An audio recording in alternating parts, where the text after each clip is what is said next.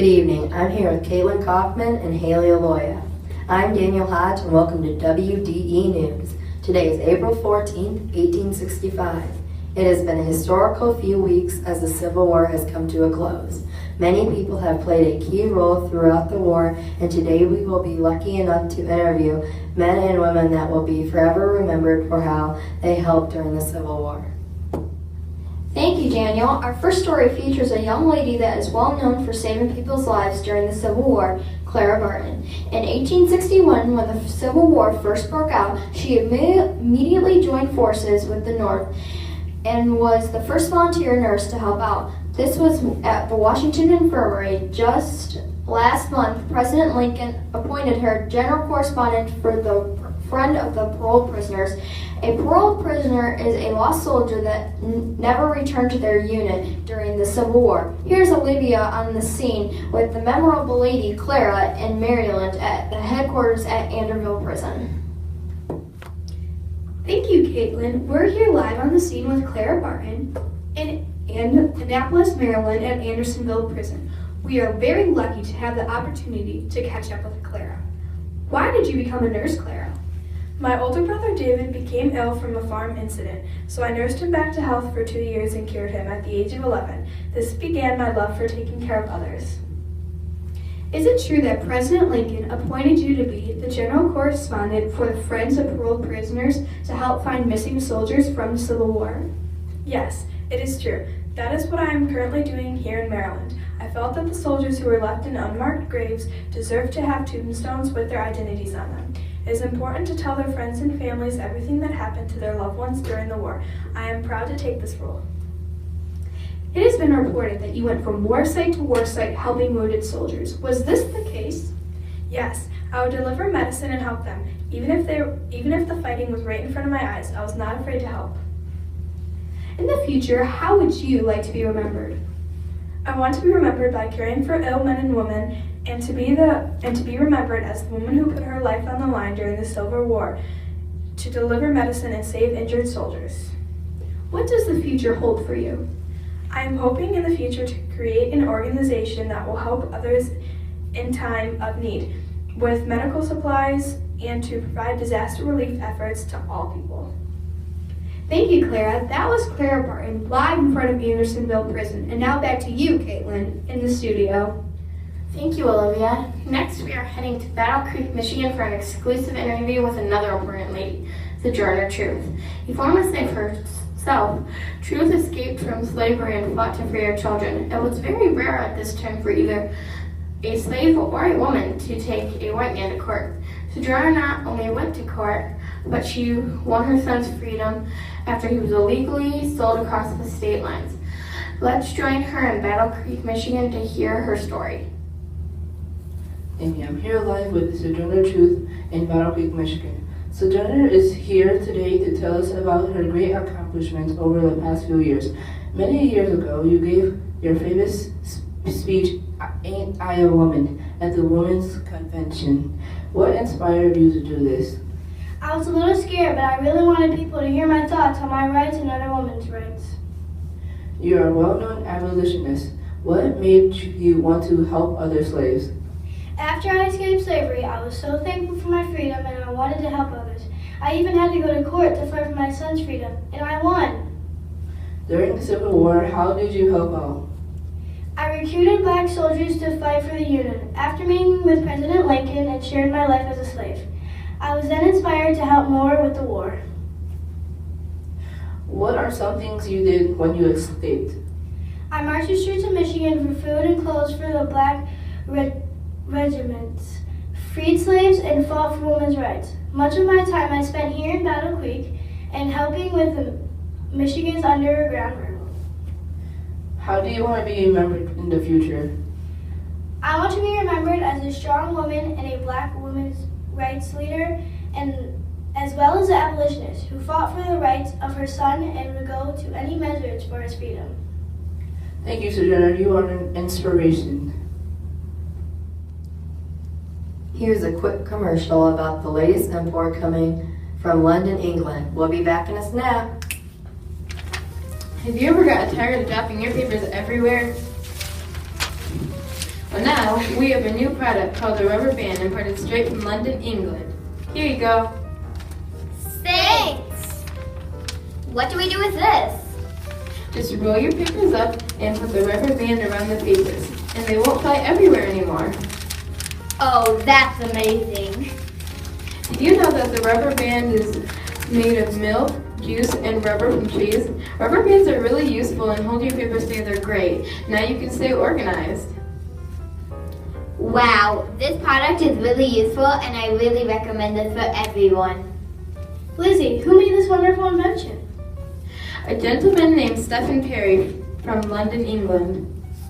Come on down to your local general store and buy rubber bands today for a cheap price.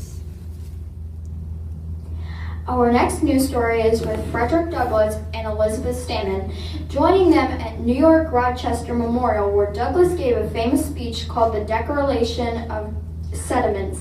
Frederick, a former slave, and Stanton, an abolitionist, have had many memorable moments over the years. Frederick, most well known for his newspaper, the North Star. Stanton is most known for creating the Women's National Loyal League in 1863, along with Susan B. Anthony to support the Third Amendment. Let's head over to Ryan in New York, where he has the exclusive interview with the brave Frederick Douglass and the unforgettable Elizabeth Stanton. I'm here live with Frederick Douglass and Elizabeth Stanton in front of Rochester's Cornerstone Hall in New York. They have decided to meet up and celebrate the war being over in the very place that they gave their famous speech called the Declaration of Sentiments. How do you and Elizabeth know each other? We became friends in 1848 at the first Women's Rights Convention at Seneca Falls, New York. What was the turning point in your life? A turning point in my life is when I became friends with Susan B. Anthony. We realized that we had the same passion for women to be treated equal. We made a great team. What was the purpose of the Declaration of Sentiments?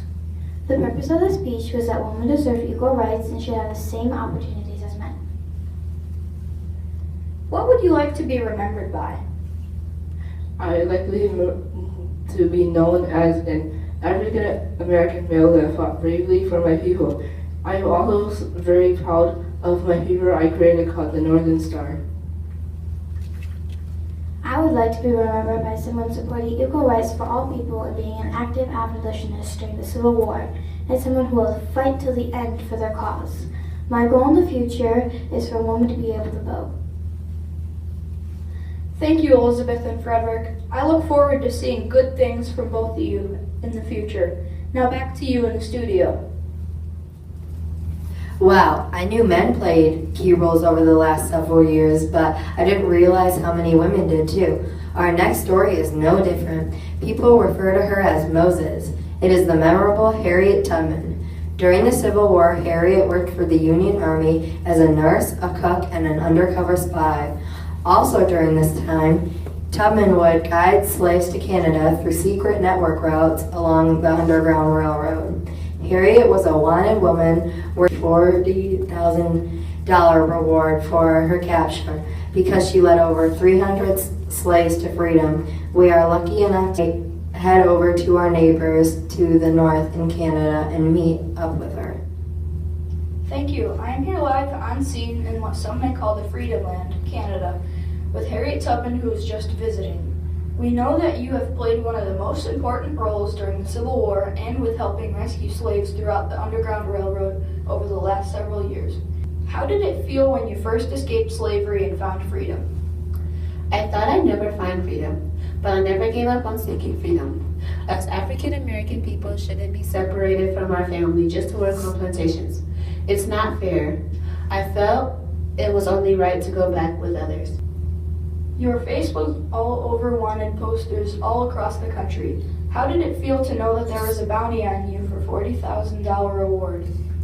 It made me feel a little scared, but it inspired me to continue to save other slaves through the secret network routes and take them to freedom, like they deserve. I couldn't believe that what I was doing was making such an impact that I would be worth all that money. You helped to nurse injured soldiers during the Civil War, and you were even a spy for the North. Why did you choose to be active during the Civil War? It felt good to help others in need of medical attention, and I loved being a spy because it was important to give as much information to the North to help them with the war. Where did you take all the slaves during the Underground Railroad? I took them to many states in the North to different safe houses. And of course, we know that to truly find freedom, I had to take them to Canada. Harriet, what do you want to be remembered for in the future? I would like to be remembered for being known as Moses of my people, for saving over 300 slaves along the Underground Railroad, for being a strong African American woman who made differences in abolishing slavery. Thank you for your time, Harriet Tubman. And now back to you in the studio. And here's another commercial break. Now that the war is over and the 13th Amendment has been passed, you might be concerned with how you will keep your large plantations going with all the cotton picking to do. Well, worry no more. Here's the greatest invention of our time, the cotton gin. The cotton gin is very simple to use. Here's the diagram of the cotton gin. First you put the cotton in the back of the product. Then you turn the handle that pushes the cotton through the bushes, leaving the seeds behind. Out the front comes the clean cotton, and pow! You have clean cotton ready to be made into something. Wow! The cotton gin consists of one roller made from either wood or iron.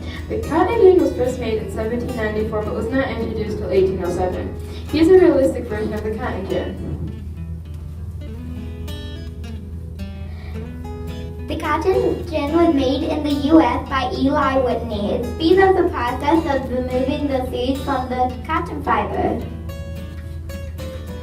You can get the cotton gin today for a small price of 15 cents per pound at your local general store. Stop on by!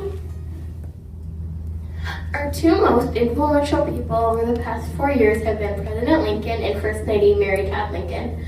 We are fortunate enough to catch them before they head into their play at Ford's Theater. The Lincolns were married in 1842 and have been a strong force to be reckoned with ever since. They have proven to stand up for what's right for all Americans over the past 4 years. On TV will be at the scene. This just in, I'm here live celebrating our American victory with President Lincoln and Mary Todd Lincoln in front of Ford Theater in Washington, D.C. to see the well-known play, My American Cousin. President Lincoln, it's been less than a week since the war ended. How are you feeling about this success? I feel excited that the war has ended. This is why Mary and I are here today as a celebration. I feel excited because this war has gone on for too long. 4 years is enough. The South finally realized that the North would not surrender because we value equal rights for all. I would also like to thank my wife. She has been a great help over the past 4 years and an inspiration to many. Mrs. Lincoln, I heard you had a job during the Civil War. What was it? I was a volunteer nurse during the Civil War, curing our affected soldiers. It was very rewarding to help others. Mary, how did you feel when your brothers joined the Confederate Army? Did you remain close? My family and I still remain close, even though we had our differences. We were still siblings at the end of the day. Mrs. Lincoln, we have sources that said your family didn't approve of Abraham because he was poor. How do you think they feel now? Yes, they didn't approve of him. Now I think they love the man he's become and the accomplishments he has made. They are very proud of him. Mary, what do you want to be remembered for in the future? I want to be remembered as an independent woman, not just Abraham's wife. I want to be remembered as a nurse, a caring mother, and a first lady that changed America for the better. I'm sorry we have to leave. We don't want to miss the play for the world. Thank you, Mr. Lincoln and Mrs. Lincoln. Have a great night. I hope the play is memorable. And now, back to you, Haley, in the studio. What an amazing week we've had since the Civil War has ended. Many important men stood out as leaders during the war. But as you can see, the women will not be forgotten and are memorable in their own way. Thank you for tuning in. to WDE News. This week sure has been busy. Hopefully next week our stories will die down.